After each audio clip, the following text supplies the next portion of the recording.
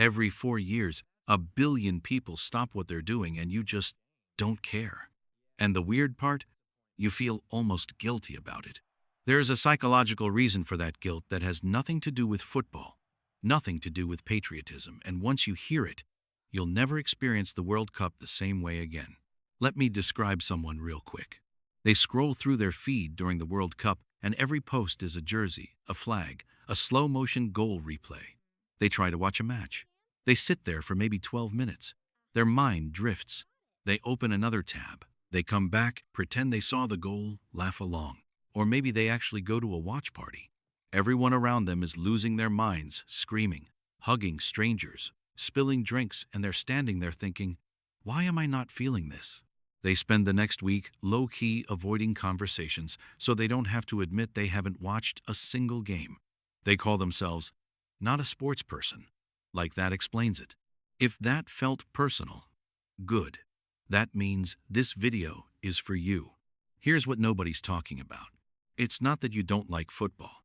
It's not even that you don't like the World Cup. There's a hidden pattern behind why certain people disconnect from massive collective events. And most people never notice it because on the surface, it just looks like personal preference. I just don't like sports. That's not an explanation. That's a label someone handed you and you kept it. There's a psychological mechanism running underneath all of this. Something buried in how your brain processes belonging, excitement, and what I can only describe as borrowed emotion. And here's the thing that's going to sound strange. The harder you try to enjoy the World Cup, the more hollow it feels. Ironically, trying to fix this actually makes it worse. Why? We'll get there. But first I need to tell you something about how your brain handles hype. Your brain runs on something called the reward prediction circuit. It doesn't just react to things that happen. It reacts to things it expected to happen. And when something is hyped up weeks in advance, ads everywhere, billboards, group chats buzzing your brain has already started simulating the excitement before the event even begins. Think of it like a smoke alarm. A good smoke alarm goes off when there's real fire. But some smoke alarms go off every time you make toast. The World Cup is 4 years of toast building. By the time the tournament actually starts, your brain has already run through so many imagined scenarios that the real thing can't compete with what it invented. This is called expectation mismatch. Your dopamine system already spent the reward before the event arrived. Now here's layer 2.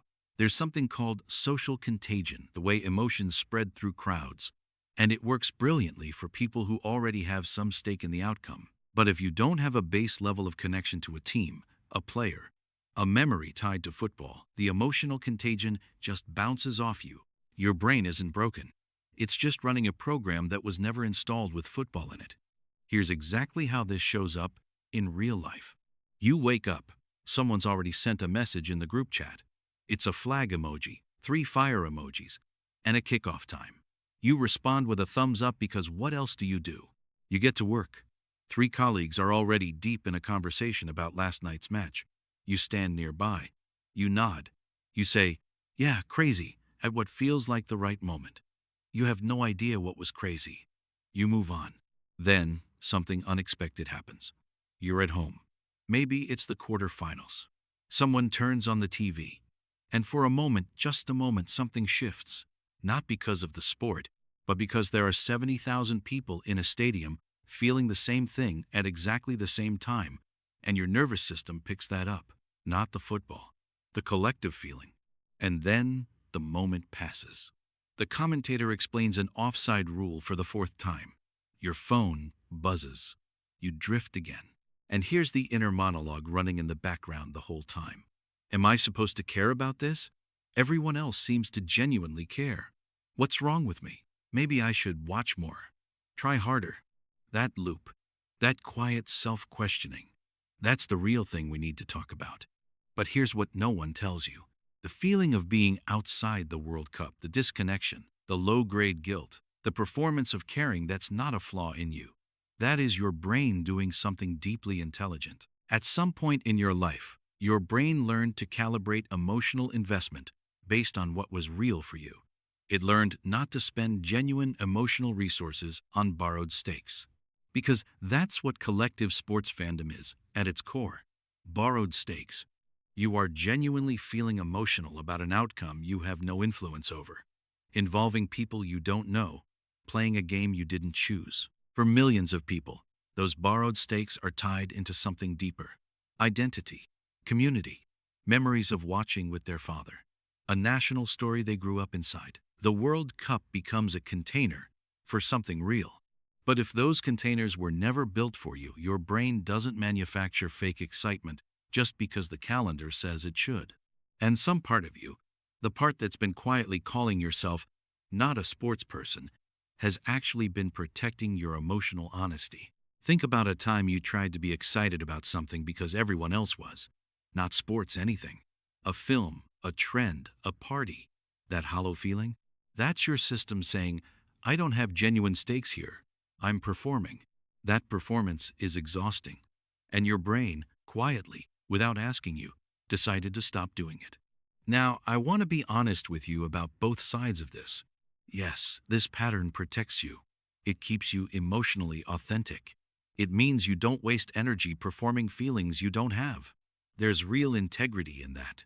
But collective experiences, even borrowed ones, do something that solitary experiences can't. They create shared memory. They build bridges between strangers. When you're in a room full of people feeling the same thing at the same time, something neurological happens. Oxytocin, shared rhythm, the sense of being part of something larger than yourself. And if your brain's defenses are so high that nothing gets in, you might be safe from hollow excitement, but you might also be standing just outside the warmth, wondering why everyone else looks so alive. Both things are true at the same time. Your caution is earned. Your disconnection makes sense. And collective joy, even imperfect, borrowed, chaotic collective joy, is one of the few things that reminds us we're not doing this alone. The World Cup isn't really asking you to love football. It's asking you if you're willing to share a feeling with a stranger.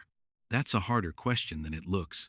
I want to speak to something you probably haven't said out loud. There's a version of you that has spent years quietly wondering if something is off. Everyone seems to plug into things more easily. Events, trends, sports, cultural moments, and you're always slightly to the side. Watching, performing, waiting to feel something real. You're not weird. You're not cold. You're not broken. You're someone whose emotional system learned to be selective. And that selectivity, while it can leave you lonely in crowds, is also the reason you feel things deeply when you do feel them. It's the reason your connections, when they form, are real. It's the reason you can sit with complexity without needing it to collapse into a simple roar of noise. The World Cup will end. The flags will come down. Most people won't remember what the final score was. But you might remember this, the specific quiet you felt while everyone else was yelling, and the strange private thought you had in that moment, the one that was just yours. That's not emptiness. That's you. If something in this video hit home, that's enough. You don't need to do anything with it right now. Just let it sit. But if you want to go one layer deeper into why some people connect to collective emotion easily and others don't, and what that actually says about how we were raised, I made a video about exactly that. It's linked right here.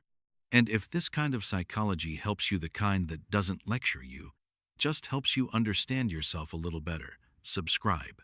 I put one of these out every week. Take care of yourself.